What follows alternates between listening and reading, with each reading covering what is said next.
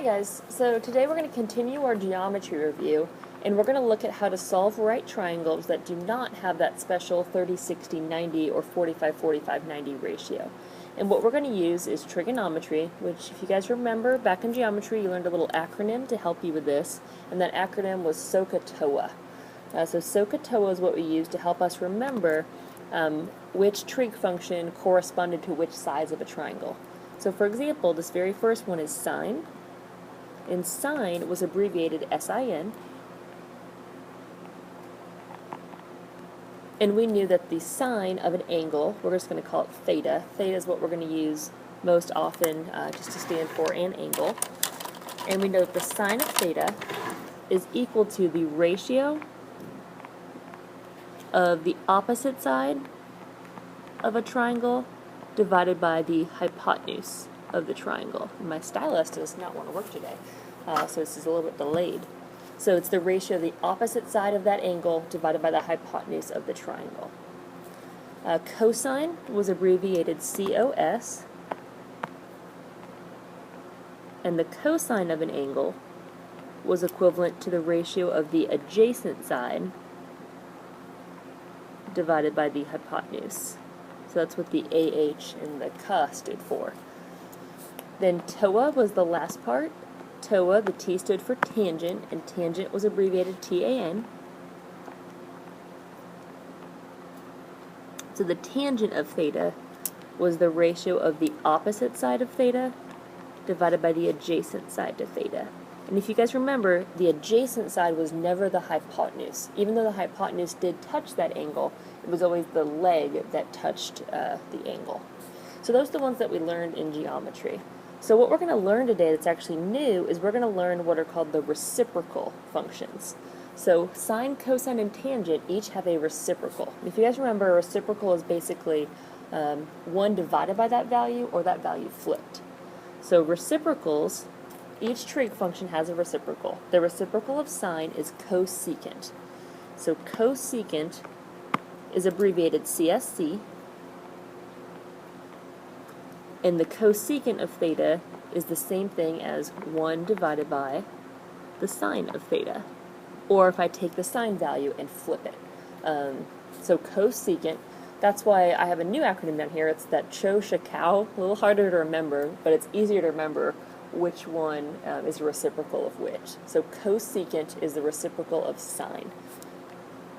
So if I were to want to find the cosecant of an angle, the cosecant of theta would be equal to the hypotenuse divided by the opposite of that angle. So just like sine, but flip-flopped. Secant is the reciprocal of cosine, and this is the hardest one for people to remember.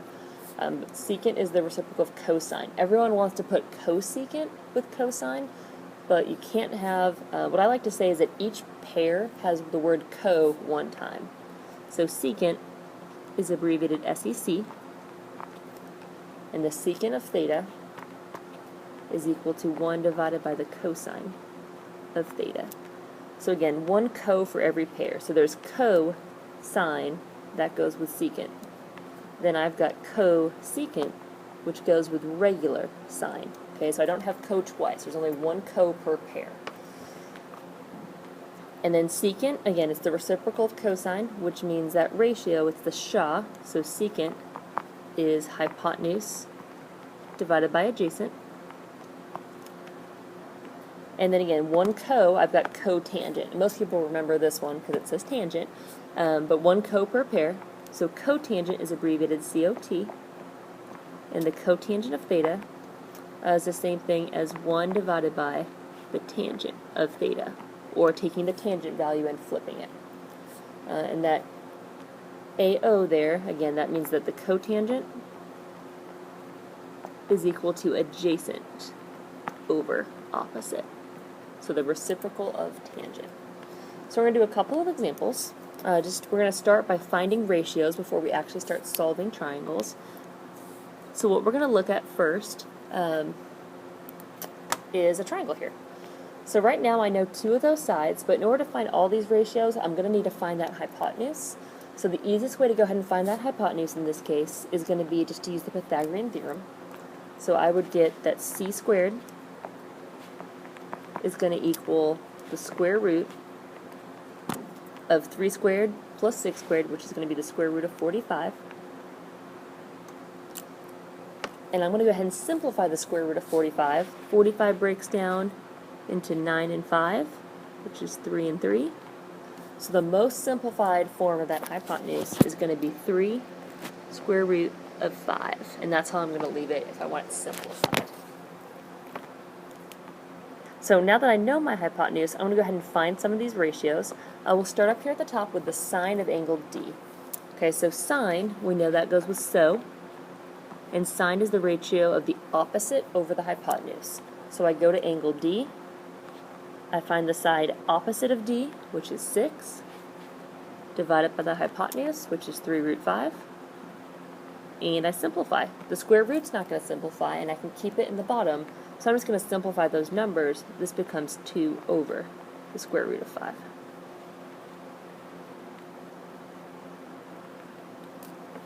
Alright, now I'm going to find the sine of E. So even though it's still sine, now I'm going to use it for a different angle. So I look at angle E, and what's going to change this time is the opposite is no longer 6. Now my opposite is 3. So the sine ratio here is going to be 3, and the hypotenuse didn't change. So it's completely simplified. Those 3's divide out. I'm left with 1 divided by the square root of 5. So remember, when those 3's cancel out, they don't just disappear. I still have 1 divided by the square root of 5. Alright, so now we're going to try cosine. We're still going to look at E, but now I'm doing cosine, and the ratio of cosine is adjacent over hypotenuse. It's that A. So adjacent to E, the one that's next to E, is 6. So this is going to be 6 divided by 3 root 5.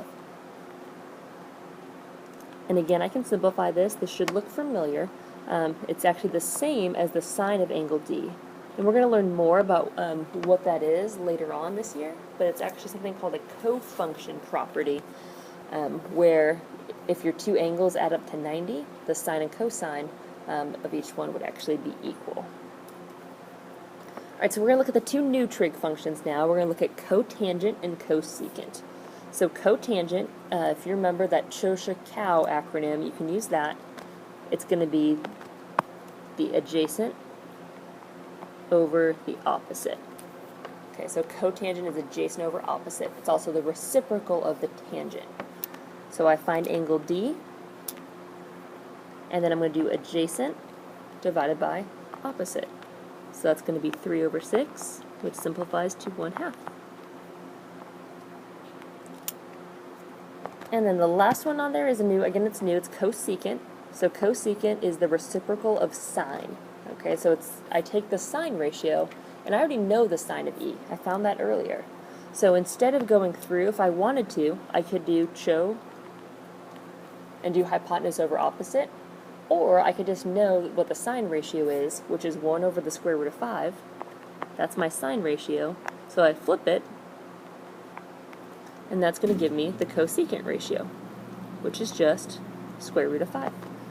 However, whichever method you use, you'll still get the same answer, but it's still going to simplify completely to square root of 5.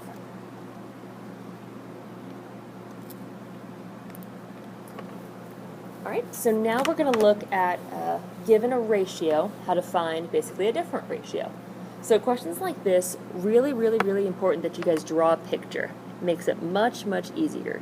And these both are using two of those new ratios to make us practice those a little bit more. So it tells me that the secant of theta is equal to 5/3, and I want to find the cotangent of theta. I never actually need to find theta itself. So what I'm going to do is I'm going to draw a picture, and I'm going to fill in what I know. Theta is just any angle, so it doesn't matter where I pick it. In this case, I chose that bottom angle. As long as I keep it consistent for the entire question, I can keep it where it is. So theta is that bottom angle. So secant, I know, is the reciprocal of cosine, or the hypotenuse over the adjacent. So that means my hypotenuse is 5, and my adjacent then has to be 3. So in order to find the cotangent now of theta, all I need to do is find that missing side. Hopefully that's pretty simple for you guys. That's one of your Pythagorean triples, so that missing side has to be 4. So now in order to find the cotangent ratio, I just look at my picture. So using that same theta, I just need to find the ratio for cotangent, which we know is adjacent over opposite, which is 3 over 4. So again, in order to find a different ratio, I never actually needed to find theta. This would be a case where you actually wouldn't need a calculator, or potentially you wouldn't have a calculator in order to find something like this. What we're going to look at now, though, is how to solve some triangles actually given a calculator and finding some exact values. I'm sorry, not some exact values, but finding some decimal values in this case. So what we're going to do is we're going to solve this triangle. Okay, so it gives me some information. I know that angle, in this case, angle C is going to be our right angle. So here's A, B, and C. C is going to be my right angle. I know that angle B is 38 degrees. And I know that side B is 5. Now, one thing to realize on these pictures, the lowercase letters are always going to correspond to a side, whereas the uppercase letter is always going to correspond to an angle.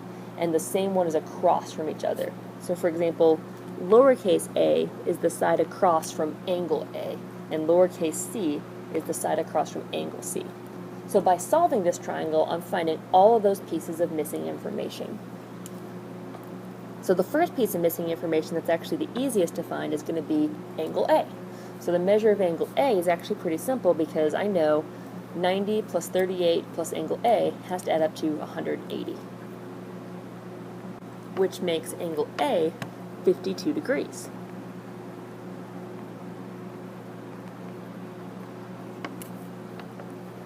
So now all I need to do is solve for side A and solve for side C. Doesn't matter which one I do first, but I'm going to have to set up one of my trig ratios. So I need to figure out which trig ratio is going to make the most sense for the information that I have.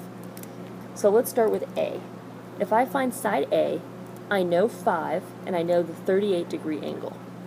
Based on the 38-degree angle, I know the opposite side, and I'm looking for the adjacent side. The trig ratio that uses opposite and adjacent is tangent. So I'm going to use tangent, and following the trig ratio, I always have an angle measure. So this should be the tangent of 38 degrees. And that has to be equal to the value of the opposite side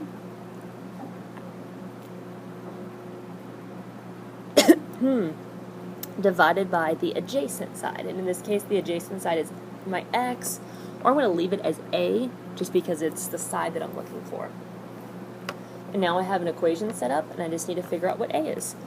Remember, the tangent of 38 is all one quantity. If I were to type that in a calculator, I would actually get a decimal value for that. So I can't divide by 38 or anything along those lines. So the easiest way to solve this probably is to go ahead and cross multiply. So if I cross multiply, I get 5. And then on the right side, I'm going to get a times the tangent of 38 degrees. So in order to get a by itself, all I have to do is divide by the tangent of 38. And then this is the point where I actually would have to use a calculator to find this value. So I would just type in 5 divided by the tangent of 38, and I'll get my answer. One thing to make sure of whenever you're using a calculator on these, you have to make sure you change your mode, because we are working in degrees, so you need to go to your mode and change that from radians to degrees. And we're actually going to talk later this year about what radians are, so we'll actually be using the other mode at some point. But once I do that, I get a value of a as 6.3997. Let's go ahead and round that to 6.4. And that's side A. And again, that makes sense because 52 degrees is bigger than 38 degrees, which means side A should be bigger than side 5. So then the last thing to do is find my hypotenuse. If this doesn't need to be exact, at this point you actually could go ahead and use Pythagorean Theorem. You know 5 and you know 6.4, you could go ahead and use it. But for the sake of the notes, I want to set up another trig ratio just to get you guys used to seeing it. So what I'm going to use for my trig ratio, in this case, I'm going to use 38 degrees again. I know the opposite, which is 5, and now I'm solving for the hypotenuse. So since I'm doing O and H, that needs to be sine. So I would set this up as the sine of 38 degrees is equal to the opposite over my hypotenuse. And again, same thing, cross multiply.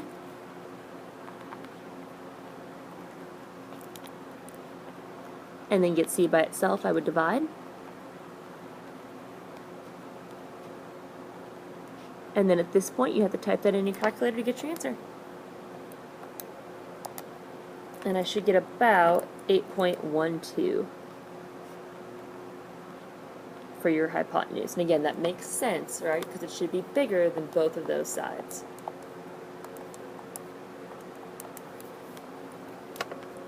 All right, the last one we're going to look at is what to do if we're given two sides and we're not given any angles. Okay, so in this case, I'm going to solve for angle B. Okay, I know that side A here has a value of 4. And I know that side C is equal to 15. So again, if I wanted to solve for side B, I could very easily just use Pythagorean Theorem. But in this case, I want to solve for angle B. So using the information I have, what I know for B is I know the adjacent and I know the hypotenuse. So using A and H, that's a cosine ratio. So I would set this up as the cosine of B is equal to the adjacent over the hypotenuse. So in order to solve for B, this is when we have to use the inverse function of our calculator. Now just be careful, we'll talk about this more tomorrow, but an inverse is very different from a reciprocal. Okay, the reciprocal was like cosecant, cotangent, secant, things like that. The inverse is when I'll actually type in my calculator secant sine or secant cosine, and that's how I get the inverse function. So cosine inverse, it has that little -1 as an exponent, so it's secant cosine, and then I would type in 4 over 15, and as long as my mode is in degrees, it's going to give me the value of that angle. So again, inverse is when I do secant cosine, very different from what we did with reciprocals. So inverse cosine of 4 over 15, that gives me an angle of 70, we'll round this to the nearest degree, so that'll be 75 degrees. And again, we have to make sure our answer makes sense, okay? If I did solve for side B using the Pythagorean Theorem, you'd notice side B is much bigger than side A. So angle B should be bigger than angle A. Then the last thing we want to review here, just something you're going to see for some word problems, and that's angle of elevation and angle of depression. A lot of kids struggle trying to remember the difference between these two. But one thing that's great about them, they're actually the same angle. So whichever one you're using, you actually can draw the same angle. What's very, very important with both of these is always that you draw it next to the horizontal line. It always has to be next to the horizontal line. Angle of elevation is the angle from the horizontal line looking up to an object. So let's say I have a balloon up here, and there's my balloon drawing. Okay, if I'm looking, here's my person looking up at that balloon. The angle of elevation is the angle with the horizontal line and the line of sight. That's the angle of elevation. But let's say instead of that balloon was a plane, or let's say it's a bird. There's my bird. Okay, let's say the bird is looking down at the person. Well, then the angle of depression is still the angle with the horizontal line and the line of sight, which is this angle. So this angle is my angle of depression. What's great about these, though, if you guys remember from geometry, both horizontal lines are parallel, which means the angle of elevation and the angle of depression are alternate interior angles, which means the angle of elevation and the angle of depression are exactly the same thing. So as long as you draw either of those with a horizontal line, it doesn't matter how you draw your picture, it just needs to be the one next to the horizontal, and it'll work out the same way. But we'll do some more word problems like those in class. And that should be it for all your trig review. If you guys have any more questions, we can go over them tomorrow.